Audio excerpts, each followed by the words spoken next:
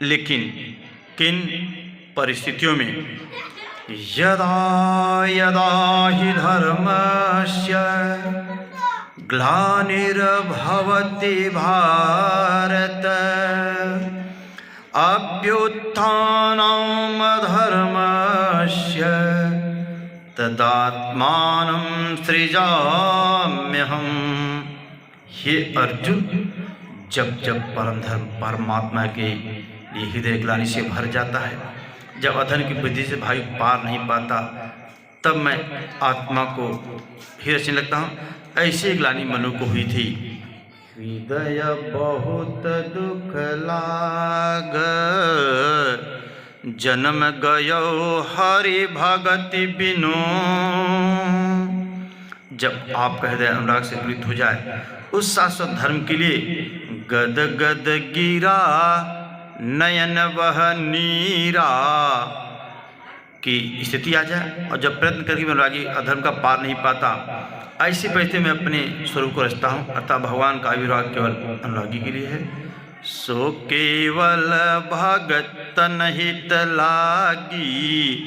यह अवतार किसी भाग्यवान साधक के अंतराल में होता है। आप प्रकट होकर करते क्या हैं?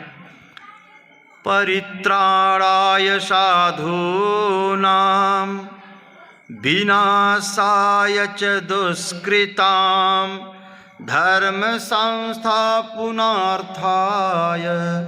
संभवामि युगे युगे। यही कारण था कि पूज्य महाराज जी वृद्धावस्था में रात के 2 बजे उठकर बैठ जाए, खांसने लगे। 3 बजे बोलने लगे, उठो मिट्टी के पुतलों, सब उठकर चिंता में लग जाए तो स्वयं थोड़ा लेट जाए। कुछ देर बाद उठकर बैठ जाए, कहें तुम लोग सोचते हो कि महाराज जी सो रहे हैं, किंतु मैं सोता नहीं, श्वास में लगा हूँ। वृद्धावस्था का शरीर है, बैठने में कष्ट होता है। इसी से मैं पढ़ा रहता हूँ, लेकिन तुम्हें तो स्थिर और सीधे बैठकर चिंता में लगना है। जब तक तैलधार सदी श्वास की डोरी न लग जाए, कर्म न टूटे, अन्य संकल्प विधान उत्पन्न न कर सके, तब तक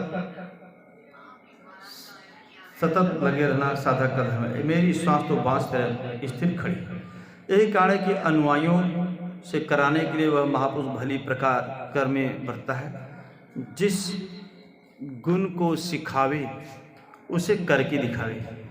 इस प्रकार स्वरूपस्थ महापुरुष को भी चाहिए कि स्वयं कर्म करता हुआ साधकों को भी आराधना कर्म में लगाए रहे। साधक भी श्रद्धापूर्वक आराधना में लगे, किंतु चाहे ज्ञान योगी अथवा समर्पण भाव वाला निष्काम कर्मयोगी हो, साधक में साधना का अहंकार नहीं होना चाहिए। कर्म किसके द्वारा होते हैं, उसके होने में कौन कारण है, इस पर श्री किस प्रकार डालते हैं। प्रकृतेः क्रियमाणानि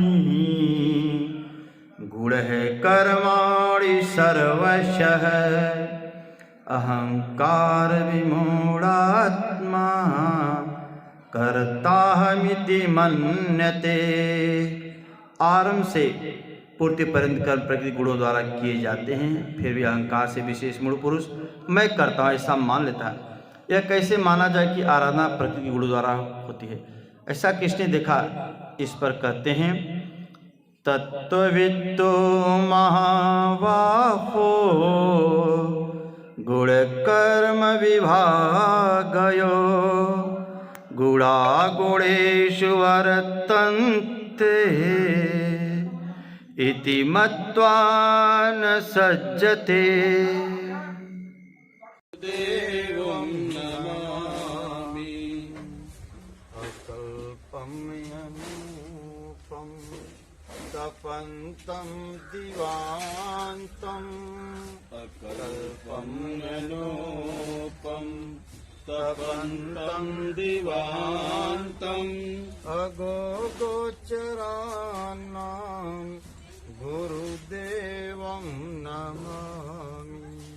चरणारविन्दं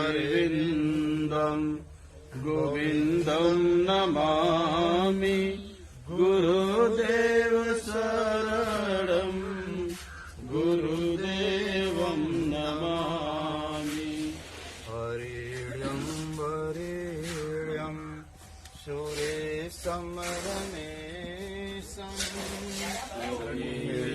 वरेण्यं सुरेशं रमेशं त्रय हे मनः कृष्ण।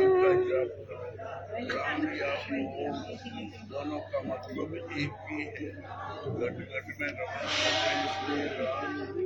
वो माने अविनाशी परमात्मा, एम माने आप स्वयं, उन परमात्मा निवास आपके हृदय में है। दोनों का मतलब एक ही। घटों के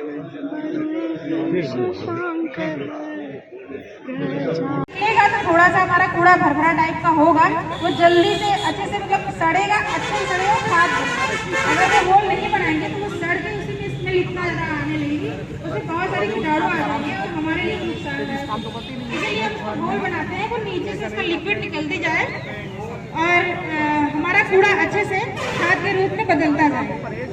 आपको यही करना है, स्टैंड पे रखेंगे आप तो नीचे जगह होगी, तो आप एक छोटा सा बाउल, जैसे घरों में बहुत सारे डिब्बे होते हैं, सीसी टाइप का होता है, इस तरह से डिब्बे हमारे पास खाली पर्याप्त मात्रा में रखे होते हैं, उसको इस होल के जगह पे लगा दें ताकि हमारा जो उसमें का लिक्विड है उसी में निकले, सीसी में जो हमारा छोटा बाउल है उसी में